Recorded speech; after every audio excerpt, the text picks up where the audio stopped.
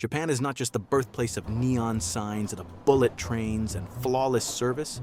Behind the futuristic facade lies a society bound by thousands of invisible rules.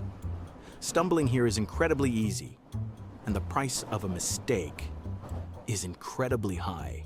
Today we dive into a world of strict social control. Forget the laws of physics, the laws of the crowd rule here, from criminal waste sorting to taxes on excess weight.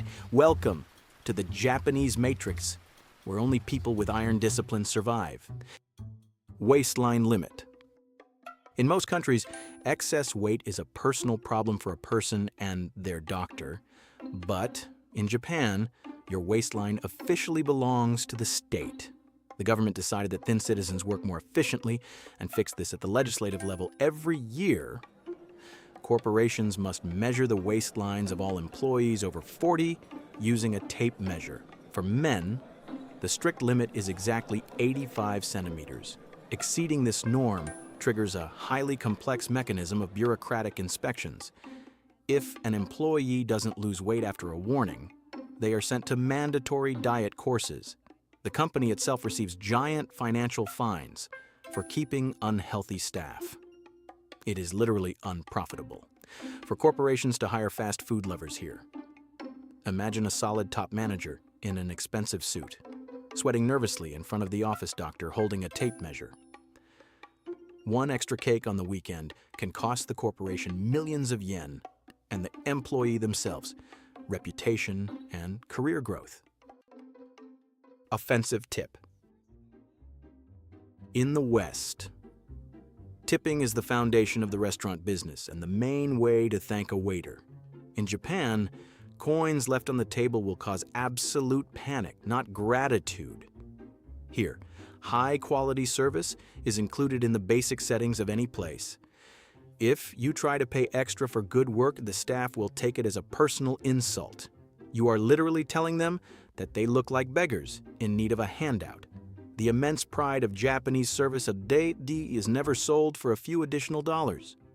Even taxi drivers, porters, and guides refuse money.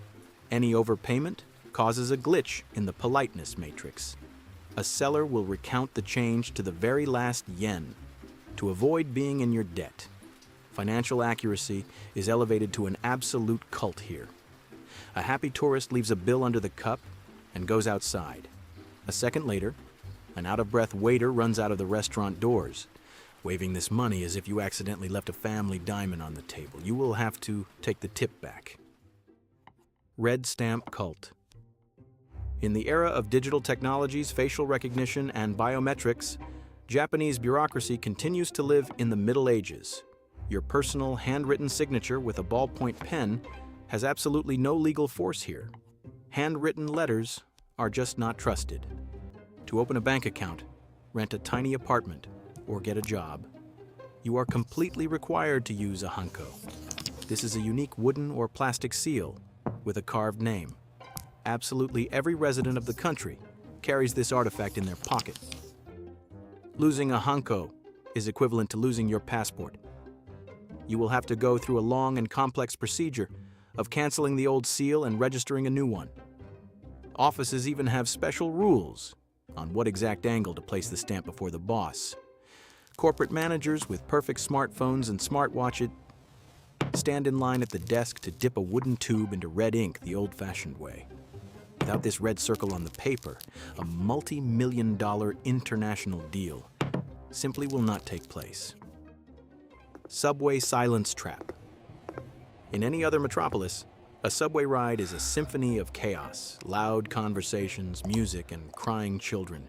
Japanese trains operate in a state of total acoustic vacuum.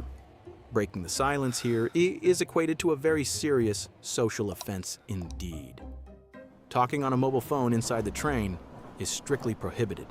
Signs are everywhere asking to switch devices to silent mode.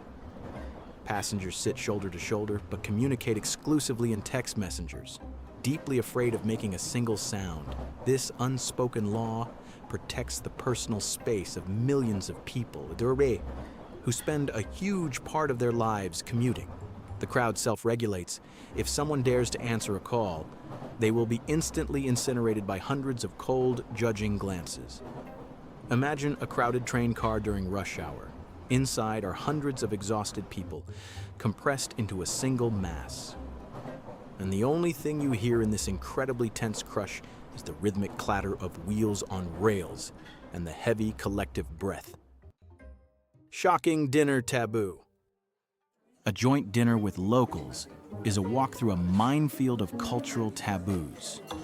The most fatal mistake a foreigner can make is passing a piece of food from their chopsticks directly to a neighbor's chopsticks. This gesture causes real deep cultural shock. It is not about hygiene at all. In Buddhist tradition, after a farewell ceremony, relatives transfer the deceased's ashes into a special urn exactly this way. Using this highly sacred ritual at the dinner table is considered an incredibly bad omen. Another absolute taboo is sticking your chopsticks vertically into a bowl of rice. This visually copies the memorial incense lit on an altar as a sign of remembrance. For such culinary antics, you can be permanently crossed off the desired guest list. An unsuspecting tourist joyfully passes a slippery piece of sushi to their friend. At this exact moment, the entire noisy restaurant instantly falls silent. Locals turn pale and drop their utensils as if a real ghost has just materialized before them.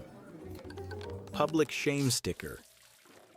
Throwing away garbage in Japan is not just a household chore, but a true exam in civic responsibility. There is no single dumpster in the yard here. Each district strictly lives by its own incredibly complex and highly demanding waste sorting system.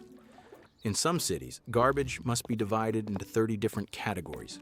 Plastic bottles must be washed, labels removed, and caps unscrewed. You can take out the bags only on strictly designated days of the week, and always before 8 in the morning. The bags must absolutely be transparent. Neighbors and special garbage patrols carefully monitor the contents. If you accidentally throw a piece of paper into the plastic, utility services will just refuse to take it, putting your blunder on public display. In the morning, you open your apartment door and discover your own garbage bag decorated with a shameful red sticker. The whole floor is looking at you. This is a sign that you failed the social test and are now under the close watch of vigilant neighbors. Sleeping honeycombs. Tokyo never sleeps, but its transport system has a rigid schedule. After midnight, the subway firmly closes and prices for night taxis skyrocket. For an office clerk who stayed late at work or in a bar, the long journey home becomes a financial ruin. To avoid going broke, the Japanese invented a brilliant and unusual solution: capsule hotels. Instead of a full room, you rent a plastic compartment the size of a narrow sleeping pod. No personal space, just a mattress, an outlet, and a tiny TV screen above. Initially created as an emergency overnight stay, it became a lifestyle for many. Managers in expensive suits who are far too tired to travel back to the suburbs sleep in these narrow honeycombs with perfect ventilation. This is the quintessence of minimalism. An exhausted man climbs into his plastic compartment, slides the thin curtain, and finds himself in a blank capsule hovering in the middle of a huge metropolis. Around him, in similar futuristic cells, hundreds more system cogs of the corporate machine quietly snore. Japan proves that order always requires compromises. The comfort and absolute safety of this society are built on total submission to rules, where there is no room for improvisation. Life here is like a complex video game, where your every step is strictly programmed. If you are ready to stay silent in a crowded subway, measure your waist on the boss's orders, and sleep in a plastic capsule.